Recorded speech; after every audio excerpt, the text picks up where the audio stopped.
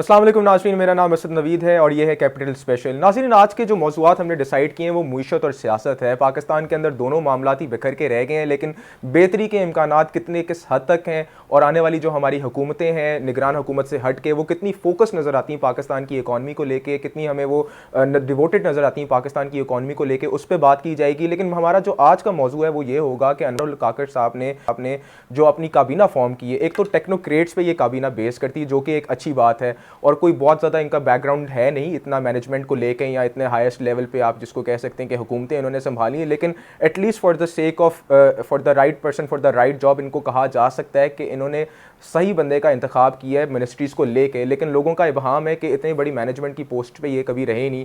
फिर अनवारुल हक काकड़ का अपना भी कोई इतना ज़्यादा मैनेजमेंट की हिस्ट्री नहीं है, तो पाकिस्तान के मामला बेहतर कैसे होंगे। आज की ही अगर बात की जाए तो दुनिया भर में सोना सस्ता हो रहा है, पाकिस्तान में महंगा हो गया है। IMF की डील के साथ पाकिस्तान की बात की जाए तो वो भी पेंडिंग डील्स हैं। उन्होंने कहा था कि हम आपकी मौजूदा हुकूमत को एक देंगे, किस्त देंगे, फिर आपकी नेक्स्ट हुकूमत को देंगे, वो मामला भी चल रहे हैं। सिमिलरली हमारी जो डॉलर है, डॉलर पाकिस्तान के अंदर ऑल दो फॉरेन एक्सचेंज रिजर्व्स हमारे 14 पॉइंट समथिंग बिलियन डॉलर्स पे पहुंच गए हैं, लेकिन वो भी कर्जे के पैसे हैं। और फिर रोज़ ही हम देखते हैं कारोबार में मंदी का रुझान होता है और डॉलर अपनी कदर को मज़ीद मजबूत कर रहा है, रुपया गिरता जा रहा है। जो हमारे कारोबारी अफराद हैं उनको इस चीज़ का कॉन्फिडेंस है कि नहीं पाकिस्तान के अंदर कि भाई आने वाले दिनों में वो अपनी किसी कारोबार को लेके, सनतों को लेके सिक्योर फील करते हैं या नहीं करते। तो इन बातों पे आज की हमारी डिबेट होगी कि पाकिस्तान के अंदर कारोबारी जो तबका है वो कितना सिक्योर फील कर रहा है, स्पेशली कंसिडरिंग द फैक्ट कि जो हमारी इंटरिम गवर्नमेंट आई है इन्होंने टेक्नोक्रेट्स की बेस पे अपनी कैबिनेट फॉर्म की है। तो डिस्कशन का हम आगाज़ करते हैं। हमारे साथ सलमान साहब इस वक्त लाइन पर मौजूद होंगे, सीनियर तजियाकार हैं, सीनियर सहाफ़ी हैं, पॉलिटिकल कमेंटेटर हैं, इनसे इनकी राय जानेंगे। और स्टूडियोज़ में हमारे साथ इस वक्त सितार खान साहब मौजूद हैं। सितार खान साहब पॉलिटिकल कमेंटेटर हैं, सीनियर सहाफ़ी हैं और अपनी राय से आप लोगों को दिन ब दिन आगाह भी करते हैं और आप इनका बोल्ड एनालिसिस भी सुनते हैं। तो सलमान आबिद साहब से ही हम अपनी डिबेट का आगाज़ करते हैं। सलमान साहब, बहुत शुक्रिया हमें ज्वाइन करने के लिए। सर, हमें बताइएगा कि इंटरिम गवर्नमेंट तो फॉर्म कर गई है, लेकिन लोगों को अभी भी खदशात हैं कि इस इंटरिम गवर्नमेंट ने अपना कितना अरसा यहाँ पे लगाना है। आया ये 3 महीने के लिए आई है, 90 दिन के अंदर इलेक्शंस करवाएगी। फिर इलेक्शन कमीशन ने जिस तरह से बताया है कि 90 दिन के अंदर तो इलेक्शंस नहीं होने लगे। हमारा एक कारोबारी तबका भी होता है, वो इस चीज़ को बड़ा ज़्यादा नोटिस कर रहा होता है कि स्टेबिलिटी कितनी रहती है गवर्नमेंट के अंदर, उस स्टेबिलिटी को फॉलो करते हैं वो अपनी सारी कारोबारी जो एक्टिविटीज़ हैं उसको कंडक्ट करते हैं। तो आपका क्या ख्याल है सर, ये जो इंटरिम गवर्नमेंट है ये कारोबारी अफराद के लिए बेहतर और मुस्बत टर्न्स लेकर आ सकती है?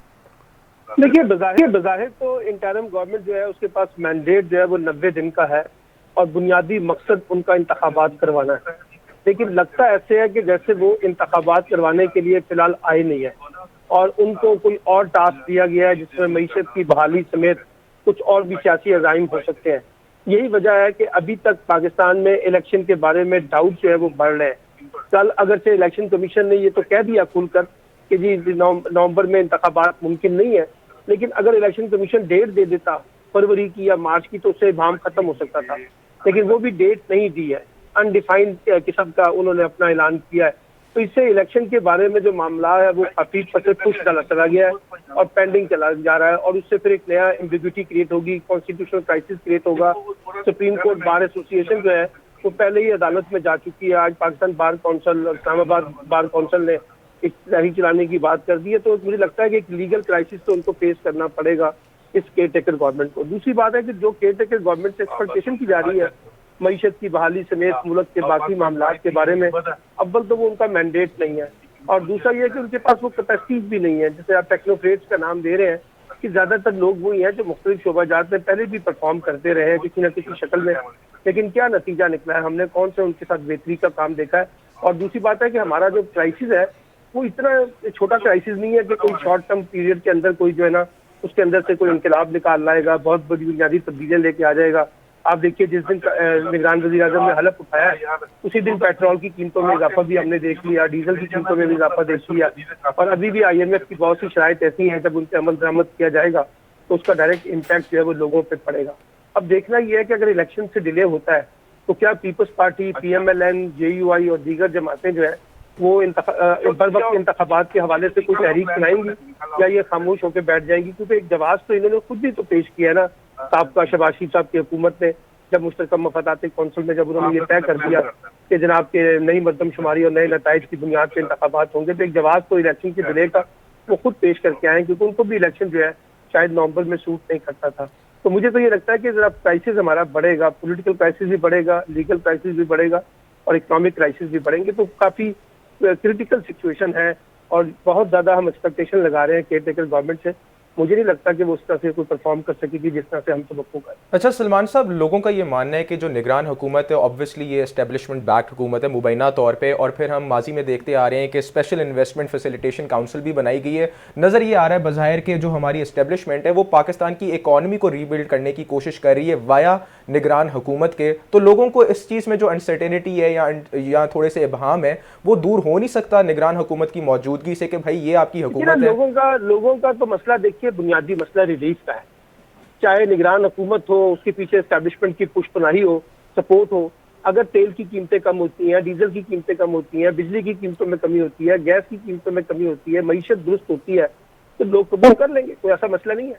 लेकिन मुझे नहीं लगता कि ये सब चीजें जिनके बारे में मैंने भी आपसे जिक्र किया है, निगरान हुकूमत के पास कोई ऐसी जादू की छड़ी है जिससे वो इन तमाम चीजों के ऊपर कंट्रोल कर सकेंगे। बड़ा लंबा अरसा है, तो मुझे ये लगता है कि जो क्राइसिस है वो बढ़ेगा, क्योंकि अगर आपने IMF की कंडीशंस पे जाना है तो फिर वो तमाम बातें माननी पड़ेंगी ना जो उनसे हमने वादे किए हुए हैं। जब उन पे अमल दरामद करने की कोशिश करेंगे तो उसके नतीजे में फिर आपको पता है कि महाजराई बढ़ेगी, इकोनॉमिक फ्रस्ट्रेशन लोगों के अंदर बढ़ेगी। अभी लोगों को बहुत गुस्सा है कि जिस तरीके से पेट्रोल की कीमतों में 20 रुपए का इजाफा किया गया, डीजल की कीमतों में इजाफा किया गया। तो अब अगर निगरान हुकूमत के पास कोई ऐसी जादू की छड़ी है जिससे वो लोगों को रिलीफ दे सकते हैं तो वेल एंड गुड। अदरवाइज अगर वो रिलीफ नहीं देंगे तो उनके ऊपर भी सवालात उसी तरीके से उठेंगे जिस तरह से पहले वाले लोगों पर उठ रहे हैं। बिल्कुल सलमान साहब, एक बेस लाइन हमारी जो यहाँ पे मिस हो रही थी कि निगरान हुकूमत आने से पहले जो हमारा बड़ा चैलेंज था इकॉनमी को लेके, एक तो हमारे फॉरेक्स रिजर्व्स वो बिल्कुल हमारे 2-3 बिलियन डॉलर्स पे चले गए थे, वो हमने कवर किया। इसाक डार ने जिस तरह करके भी 14-15 बिलियन डॉलर्स पे ले आए हैं। सिमिलरली हमारा एक डिफ़ॉल्ट का खतरा था, एक अदम एतमाद की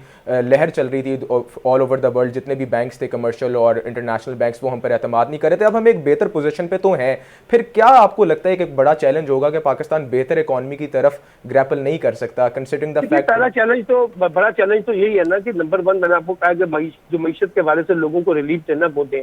दूसरा, आपके इन्वेस्टर्स कितने एंगेज होते हैं, इंटरनेशनल इन्वेस्टर्स हैं, रीजनल इन्वेस्टर हैं, आपके दाखिली इंटरनल इन्वेस्टर हैं, वो कितने जाके सरमायाकारी करेंगे? क्योंकि अभी तो हम ये देख रहे हैं कि पाकिस्तान में जो लोग हैं जिनके पास पैसा है वो तो खुद मुल्क छोड़ के भाग रहे हैं। पाकिस्तान की प्रोफेशनल क्लास जो है वो मुल्क छोड़ के जा रही है।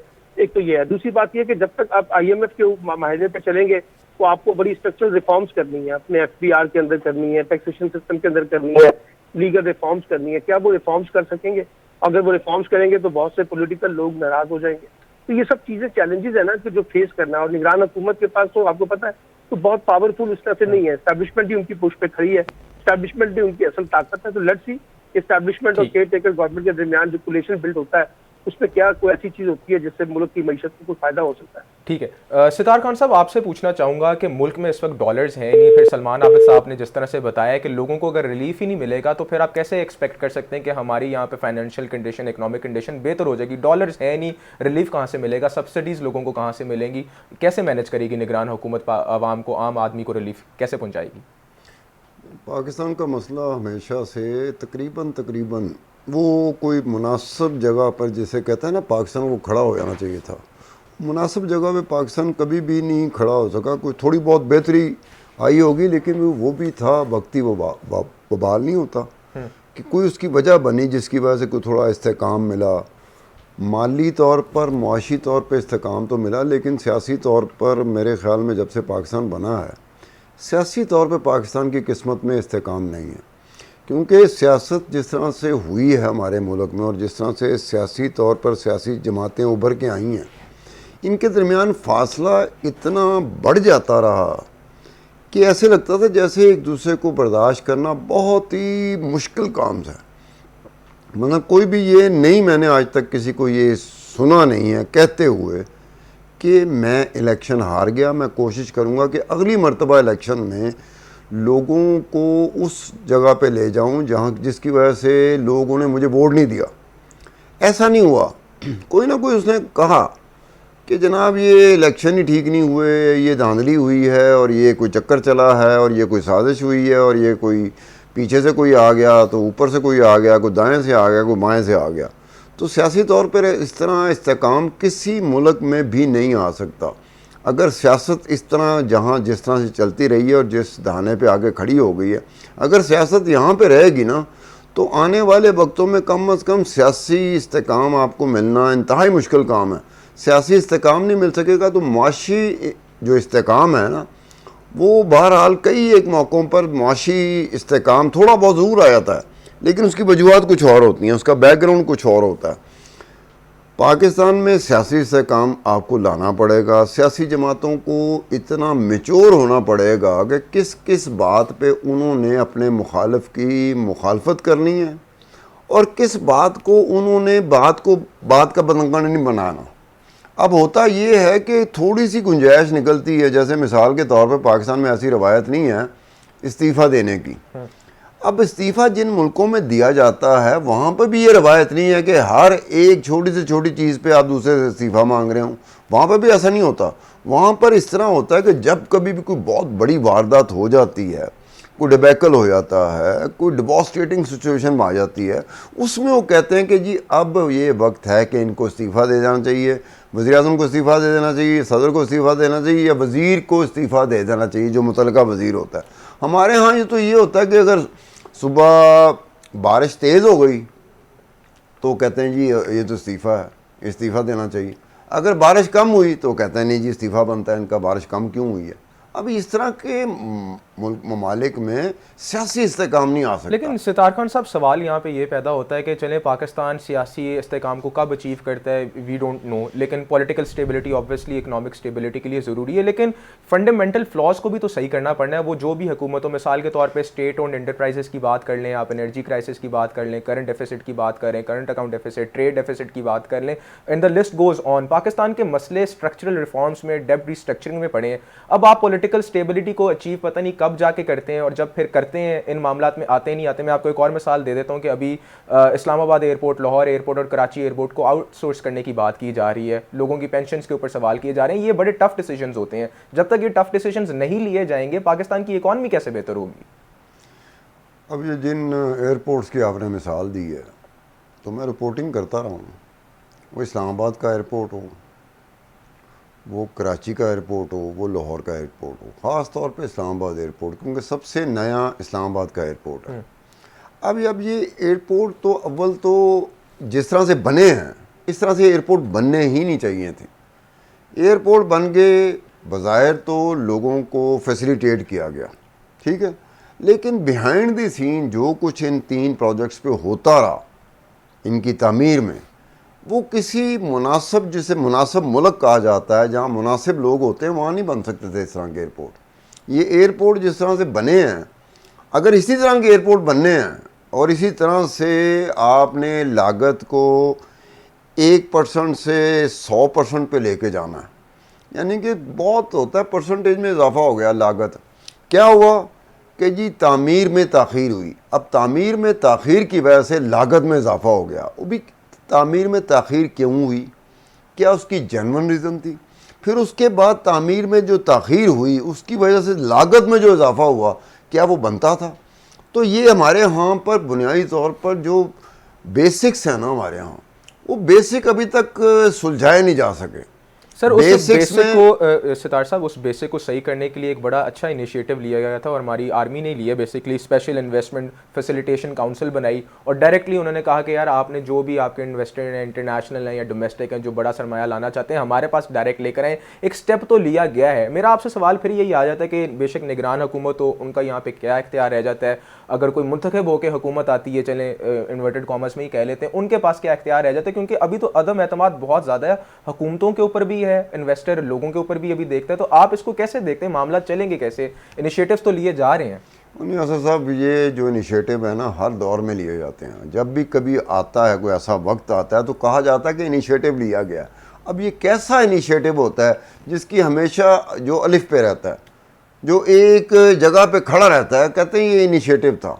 अब इनिशिएटिव के बेनिफिशरियों की तादाद ज़्यादा होनी चाहिए, ना कि कम। अब अगर 100 रुपया है, वो बेनिफिशियल्स को वो 100 रुपया डिस्ट्रीब्यूट होना है, तो उसकी तकसीम जो होती है ना, प्रोपोर्शनेटली होनी चाहिए। ये नहीं है कि 100 रुपये का बेनिफिशरी अंडर 1% थे। ये अजीब सी बात है यार। 100 रुपये बेनिफिशरी में ज़रूर गया, लेकिन बेनिफिशरीज की तादाद क्या थी? अंडर 1% थी। आप पूरी दुनिया में देख लें कि जो बेनिफिशरी की तादाद होती है ना, प्रोपोर्शनेटली होती है कि इसका फ़ायदा उसको इतना होना चाहिए, दूसरे को इतना, तीसरे को इतना, प्रोपोर्शनेटली चलता है पूरी दुनिया में। लेकिन हमारे यहाँ तो डिसप्रोपोर्शनेटली बेनिफिशरीज की तादाद बनती है। बड़ा अच्छा आपने सितार खान साहब पॉइंट किया है, और मुझे आपकी बात से ये लग रहा है कि पाकिस्तान का तो सिरे से ही खाना ख़राब है। आप एनएफसी की मिसाल ले लें, नेशनल फाइनेंस कमीशन, वो पाकिस्तान के ऊपर एक बोझ बन के आया हुआ है 8वीं तरमीम की सूरत में कि हर साल हमने सूबाई हुकूमतों को मजीद इजाफा करना है उनके बजट्स में, और वफाक खाली होता जा रहा है। चलें, ये फंडामेंटल फ्लॉज तो रहने। अब मुझे सितार खान साहब, because we are short of time as well, programme के दूसरे हिस्से पर भी जंप करते हैं। निगरान हुकूमत से मुतल्लिक लोगों का अब जो इबहाम है, इनके पास इख्तियारात क्या हैं आपकी नज़र में? क्योंकि इख्तियारात तो यहाँ पर कोई हुकूमत मुंतखब होकर भी आ जाए, उसके पास भी आपको पता है कितने को इख्तियारात होते हैं। ये तो फिर निगरान हुकूमत है, इनके पास क्या इख्तियार होंगे? और फिर जो इनके लिए सबसे बड़ा जो इनका टारगेट है, जिसके लिए 18वीं तरमीम में हमने ये एक क्लॉज लिखी थी कि इंटरिम सेटअप होना चाहिए, वो ये कि 90 दिन के अंदर इम्पार्शियल इलेक्शन साफ और शफाफ करवा दिए जाएं। क्या ये करवा सकेंगे ये सारे मामला पूरे? हमारे हमसाये ममालिक कौन कौन हैं? इंडिया, ईरान है, अफ़गानिस्तान है, थोड़ा बहुत चीन भी हमारे साथ लगता है। अब अगर हम अपने हमसाया ममालिक की तरफ देखें तो वहाँ जिस तरह की भी हुकूमत हो, वो हुकूमत के पास, हुकूमत करने वालों के पास जो इख्तियारात होते हैं ना, वो पाकिस्तान में हुकूमत करने वालों के इख्तियारात से बहुत ज़्यादा होते हैं। इंडिया की बात ले लो, इंडिया का जो वज़ीर आज़म है, या इंडिया की जो पार्लियामेंट है, इंडिया की जो कैबिनेट है, डिसीजन मेकर्स हैं, वो हमसे बहुत ज़्यादा ताकतवर हैं। इलेक्शन कमीशन बड़ा स्ट्रॉन्ग है उनका। अफगानिस्तान में तालिबान हैं, तालिबान इख्तियारात में हमसे ज़्यादा पावरफुल हैं।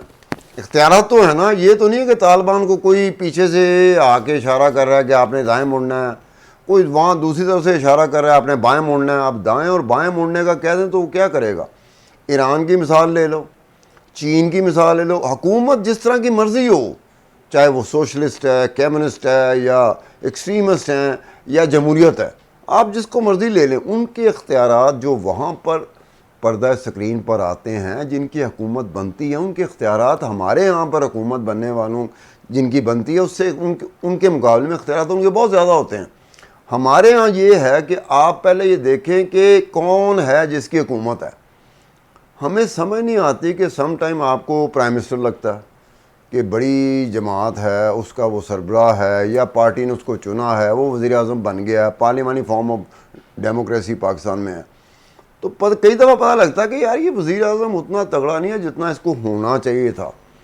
अब वो वज़ीर आज़म तगड़ा क्यों नहीं हो सका? दूसरे ज़िम्मेदार थे या खुद ज़िम्मेदार था? वो खुद भी ज़िम्मेदार होता है और दूसरे भी ज़िम्मेदार होते हैं। मतलब यहाँ पर तो ऐसा कोई माहौल हम बना ही नहीं सके कि जहाँ पर हम ये कह सकें कि यार ये जिम्मेदारी मेरी थी, मैं जिम्मेदारी को कबूल करता हूँ। बड़ा अच्छा आपने सिर्फ फैक्ट यहाँ पे कोट किया है कि Pakistan is the only country which have been through all kinds of government. यहाँ पे सदारती निज़ाम आया, यहाँ पे पार्लियामानी निज़ाम आया, यहाँ पे सेमी प्रेसिडेंशियल नहीं, मैंने बताया कि डिक्टेटरशिप आई है, और अब ये सूबाई हुकूमतों के अंदर भी ये निगरान सिस्टम। मैंने सिंपल ये कहा, मैं अमेरिका की तरफ नहीं गया, मैं बरतानिया की तरफ नहीं गया, मैं यूरोप की तरफ नहीं गया, मैं लैटिन अमेरिका की तरफ नहीं गया। मैं सिर्फ ये कह रहा हूँ कि पाकिस्तान के जो हमसाया ममालिक हैं, जिस तरह की भी हुकूमत है, वहाँ पर जो भी तर्ज हुकूमत है, वहाँ हुकूमत करने वाले के पास ज़्यादा इख्तियारात हैं। वो उस तरह से मजबूर नहीं है जिस तरह से हमारे यहाँ मजबूर होता है। अब यहाँ पर देख लें, ये अनवारुल हक काकड़ हैं। हम पूरा मीडिया कितने दिनों से बीसियों नाम ले रहा था, काकड़ का नाम नहीं था बीच में। अचानक ये काकड़ का नाम आया। अब मीडिया को भी चाहिए कोई 10-15 दिन की छुट्टी पे चला जाए, क्योंकि एक ऐसा नाम जिसके लिए आप रात दिन लगे रहे, कौन सा ऐसा नाम था जो मीडिया ने ना गिनवाया हो, रिपीट ना किया हो, ये तरतीब बना दी हो कि इसका ज़्यादा इम्कान है, इसका कम इम्कान है, ये एक और नाम आ गया, ये फलानी जमात से आया, फलानी। काकड़ का नाम कहीं था ही नहीं। अब देखें ना, सबसे बड़ी जिम्मेदारी तो हम मीडिया की बनती है कि हम मीडिया में रोज़ आके बैठ के तो निगरान पे बात करते थे कि निगरान वज़ीर आज़म कौन होगा। अब वहाँ पर कितना बड़ा फेलियर है हम लोगों का। मैं अपनी बात कर रहा हूँ, हम लोगों का फेलियर है, मीडिया का फेलियर है कि हमें पता ही नहीं चल सका कि अब क्या अनवारुल हक है ना? बिल्कुल अनवारुल। अब देखो ना, मुझे आपसे पूछना पड़ा कि अनवारुल हक है ना, अनवारुल हक काकड़ ये वज़ीर आज़म होगा। अब उसके बाद क्या होता है कि उसके बाद ऐसे होता है कि लगता है कि जैसे हुकूमत में जो थे वो, और जो अपोजिशन में थे वो, और फिर जो कोई दाएँ थे या बाएँ थे, सब ने शायद यही नाम दिया हो और सबका कंसेंसस इसी पे हुआ हो। वो करवाया गया था यार। अगर ऐसी बात होती तो पहले नाम क्यों नहीं आया मीडिया में? और पहले दूसरी तरफ देखा जाए तो कई दफ़ा ये भी देखने में आता है कि जनाब आप निगरान वज़ीर आज़म का एक ख़ास तरीके से आप उसकी प्रोजेक्शन करते हैं। बिल्कुल ऐसे लगता है कि आम बंदे के जहन में आता है कि निगरान वज़ीर आज़म को बड़ी अजीब गरीब चीज़ आएगी। वो ऐसा बंदा होगा जो वाकई निगरान वज़ीर आज़म बनने का मुस्तहिक होगा, और उसके बाद जो 3 महीने की उसके जिम्मेदारियां हैं, 4 महीने की जिम्मेदारियां हैं, उसको वो निभाएगा और निभा के चला जाएगा। बिल्कुल। अब यहाँ पर ये है कि बैकग्राउंड में जाके देखा जाए तो अनवारुल हक काकड़ ने तो कभी इतनी बड़ी जिम्मेदारी तो उसमें बिल्कुल। यहीं से अपनी गुफ्तगू को आगे बढ़ाएंगे सितार खान साहब। एक छोटा सा ब्रेक ऐड करते हैं। सलमान हमारे साथ मौजूद थे, अपनी ज़रा ट्रैवल करें, इस वजह से उनका शुक्रिया अदा करते हैं। एक ब्रेक लेंगे, जब ब्रेक से वापस सितार खान साहब से पूछेंगे कि जो अपोजिशन लीडर थे माजी के, उनका ये कहना है कि जो अब इलेक्शन होंगे फरवरी में ही जाके होंगे, फरवरी तक अब निगरान हुकूमत है यहाँ पे। निगरान हुकूमत के इख्तियारात तो महदूद हैं, लेकिन पाकिस्तान के हालात बिल्कुल आउट ऑफ कंट्रोल हैं। क्या ये उसको टैकल कर सकेंगे या नहीं? तो एक ब्रेक लेते हैं, ब्रेक से जब वापस आएंगे तो यहीं से अपनी गुफ्तगू का आगाज़ करेंगे। Once again a very warm welcome back to the show viewers. और हमारे जो एक्स ऑपोजिशन लीडर थे राजा रियाज साहब, और हमारे मौजूदा इलेक्शन कमीशन के चीफ साहब सिकंदर सुल्तान राजा, दोनों का ये कहना है कि फरवरी के आसपास जाके इलेक्शंस होंगे। राजा रियाज साहब का तो कहना है कि हमारे बड़ों ने कहा है, चीफ इलेक्शन कमीशन का ये कहना है कि नई हल्का बंदियाँ और जो कंसेंसस का मामला है वो अभी ज़ेर इल्तवा है, उसको फॉलो अप करेंगे और फिर जाके देखेंगे इलेक्शंस कब होते हैं। कंसिडरिंग द फैक्ट कि 90 दिन अभी इलेक्शंस की जो तारीख बनती है वो नवंबर में जाके बनती है एट मोस्ट, और कानून के मुताबिक, लेकिन उस पर कोई डिबेट नहीं कर रहा, उस पर कोई जिक्र नहीं कर रहा। फिर भी हम बात करना चाहेंगे कि क्या निगरान हुकूमत का काम सिर्फ 90 दिन के अंदर इलेक्शंस करवाना है, जो कि अब 90 दिन तो रहे ही नहीं। तो सर सितार खान साहब हमें ये बताएं कि 90 दिन की हम बात करते हैं तो 90 दिन की तो ये निगरान हुकूमत है नहीं, ये 90 दिन से प्लस ही है। प्लस हो के 120 दिन हो सकती है, 1020 दिन हो सकती है, वो हमें कभी भी नहीं पता एंड इसका जाके कब होगा। लेकिन इख्तियारात इनके महदूद हैं, लेकिन वो भी आइन में चीज़ें दर्ज हैं। तो आइन के मुताबिक तो या बुक्स के मुताबिक तो हम चल ही नहीं रहे। आपको क्या नज़र आता है आने वाले दिनों में होगा क्या? पाकिस्तान की तकदीर कौन बंदा डिसाइड कर रहा है? मामला चल किस तरह रहे हैं? एक तो रिक्वेस्ट है कि ज़रा एहतियात किया करें 90 दिन का जिक्र करते हुए। उनको बहुत पुरानी बात याद आ जाती है, 1977। उस वक्त भी एक ज़िया साहब जर्नैल था, हुकूमत का तख्ता उल्टा था, उसने भी कहा था कि 90 रोज़ में, 90 दिन में, वो 90 दिन 11 साल बाद पूरे हुए थे। अब वो कहने का मतलब है अगर आप 90 दिन 4-5 दफ़ा रिपीट करेंगे तो मुझे ये होता है कि कहीं ये ना हो कि ये 90 दिन भी उस तरह के 90 दिन ना निकल आएँ कि लंबा इंतज़ार कह दिया जाए ना कि जी इलेक्शन नहीं हो सकते। एक होता है, कई ममालिक ऐसे हैं जहाँ आप different type of A government, तर्ज़ हुकूमत मुख्तलिफ होती है, डिक्टेटर बैठे होते हैं, अथॉरिटेटिव टाइप की गवर्नमेंट होती है।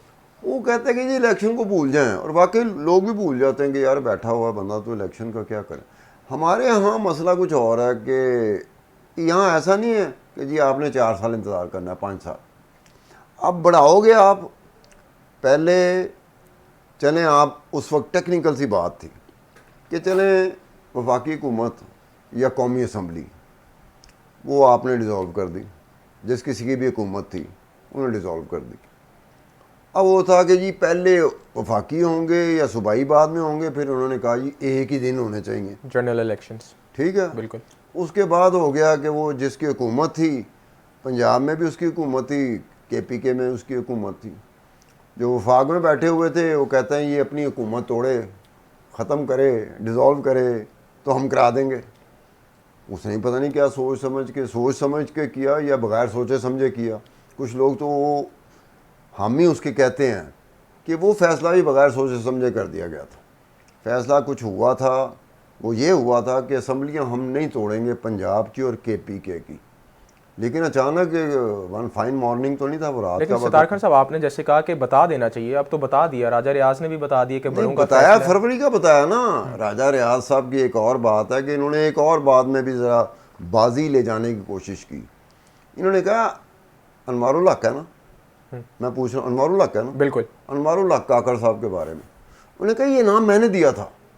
अब कोई राजा रियाज साहब से पूछे कि आपको ये नाम किसने दिया था, ये होता है, उनसे पूछा जा सकता है कि राजा साहब ठीक है हमने मान लिया कि हमें आपने बताया, कि आपने वो कहते हैं मेरा इंटेलेक्ट है, मैंने शॉर्ट लिस्ट किया था, मैंने देखा कि पाकिस्तान में एक ऐसा बंदा लाना चाहिए जो सब लोग इस पे मुत्तफिक हो जाएं। सब लोग किस पे मुत्तफिक हो जाएं? जो बिल्कुल बाहर जाती हुई, जैसे कहते हैं ना, बाहर जाती हुई गेंद हो और बल्लेबाज भी बड़ा नुमायाँ हो, और बाहर जाती हुई गेंद को बल्ला मार दे और स्लिप में कैच हो जाए, तो उसको कहेंगे यार इसको तो क्रिकेट ही नहीं आती, तो इतना बड़ा बल्लेबाज था, इसने क्या किया?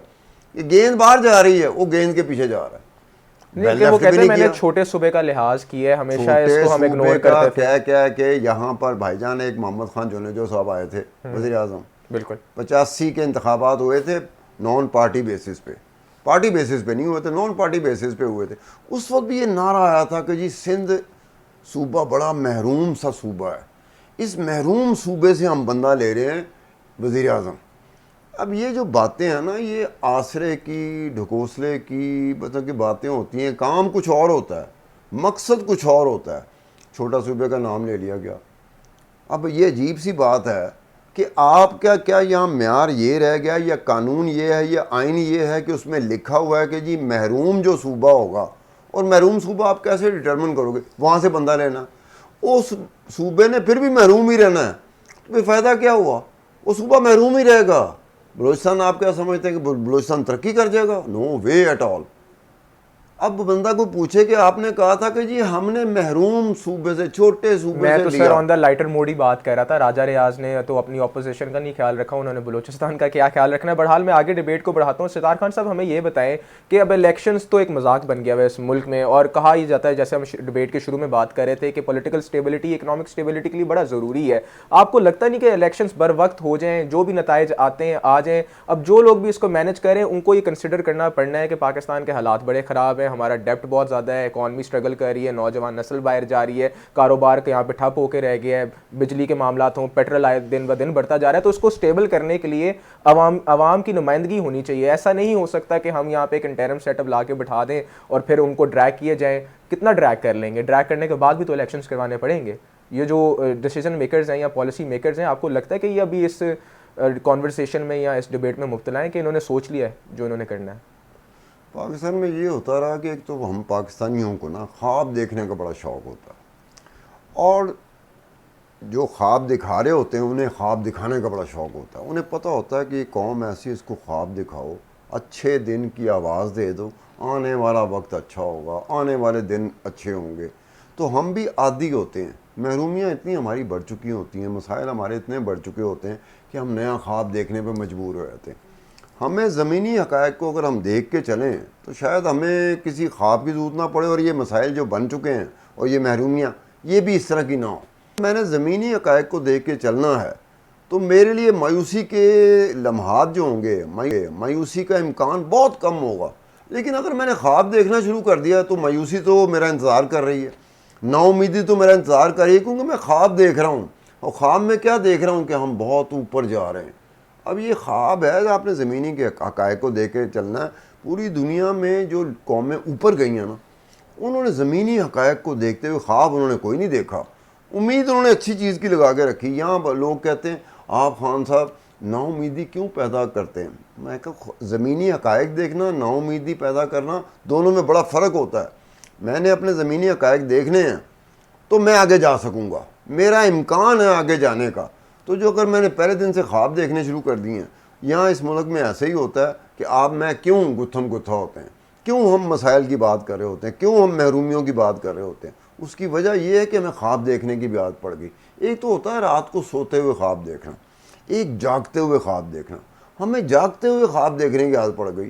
भाई रात को तो मुझे भी कई किस्म के ख्वाब आए अपनी ज़िंदगी में, बिल्कुल अजीब व गरीब ख्वाब थे।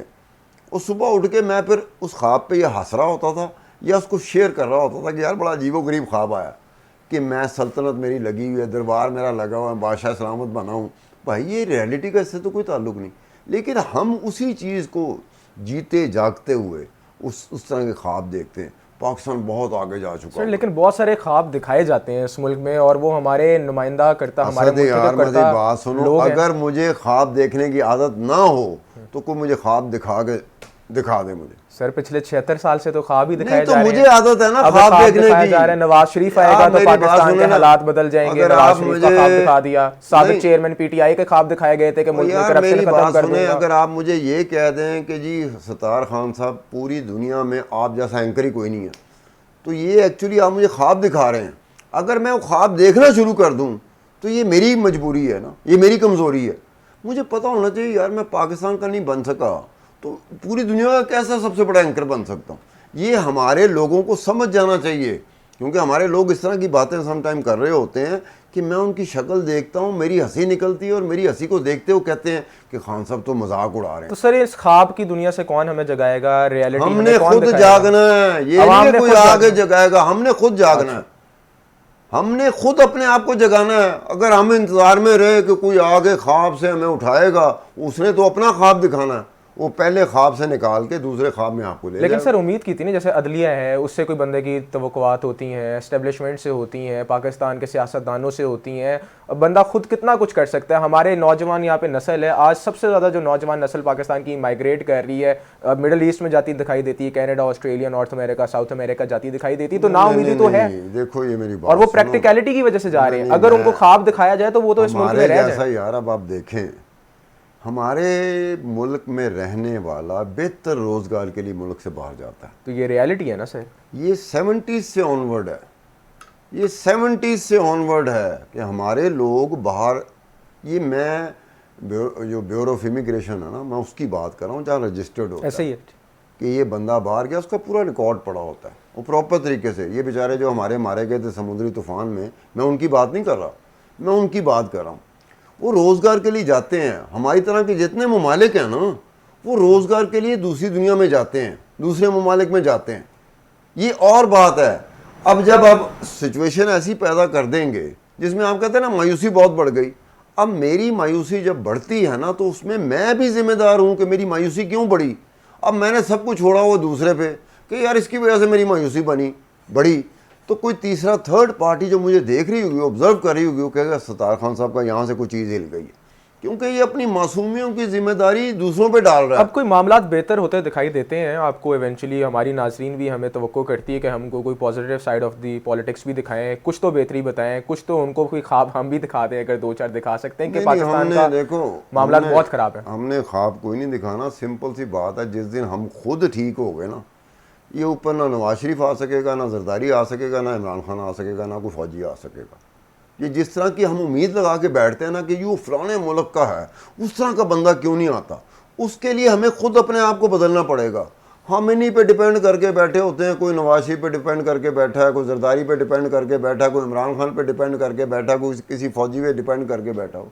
भाई आपने जिस दिन अपने आप को ठीक कर लिया ना, ओहो ये नहीं हो सकता, इनकी तो दौड़ें लगी होंगी। बिल्कुल, बहुत शुक्रिया सितार खान साहब, आपने बड़ी अच्छी और बात की है ये कि चेंज विद इन होना चाहिए, अपने आप से चेंज का शुरुआत करनी चाहिए। लेकिन फिर भी ये अवामी इनकलाब कब आता है ये न जाने, एक नया ख्वाब है जो शायद हम इस प्रोग्राम के तवासत से आपको दिखा रहे हैं। लेकिन ऑन द रियलिटी साइड इतना आपको बताता चलूँ कि जो हमारे बड़े हैं उन्होंने फैसला किया कि फरवरी तक इलेक्शंस नहीं होने लगे। इलेक्शन कमीशन ने भी इसको इंडोर्स कर दिया कि जब तक आपकी हल्का बंदियाँ प्रॉपर तौर पर नहीं हो जाती तब तक इलेक्शंस आप क्वालिफाई ही नहीं करते। पीपल्स पार्टी का मौक़िफ़ बदल दिया गया है, पीडीएम की मुख्तलिफ पार्टीज़ हैं वो भी इक़्तिदार में कल तक बैठी हुई थी, आज वो कहीं हमें नज़र नहीं आती। सिमिलरली चेयरमैन पीटीआई के भी मामला चल रहे, तो मामला बिखरे हुए हैं। इकॉनमी हमारी यहाँ पे बहुत ज़्यादा फंबल कर रही है। इन तमाम तर चीज़ों को दुरुस्त करने के लिए एक बेहतर लाएअमल होना चाहिए, क्लैरिटी होनी चाहिए, और सबसे बड़ी बात यह कि एंडोर्समेंट होनी चाहिए इसको अपनाने के लिए, इसको संभालने के लिए, इसको एंडोर्स करना चाहिए। लेकिन वो हमारे सियासतदान या हमारे जितने हल्के हैं वो करते दिखाई नहीं देते। बहरहाल मुझे और सितार खान साहब को इजाज़त दीजिए, दोबारा आपकी खिदमत में कल एक दफ़ा हाजिर होंगे।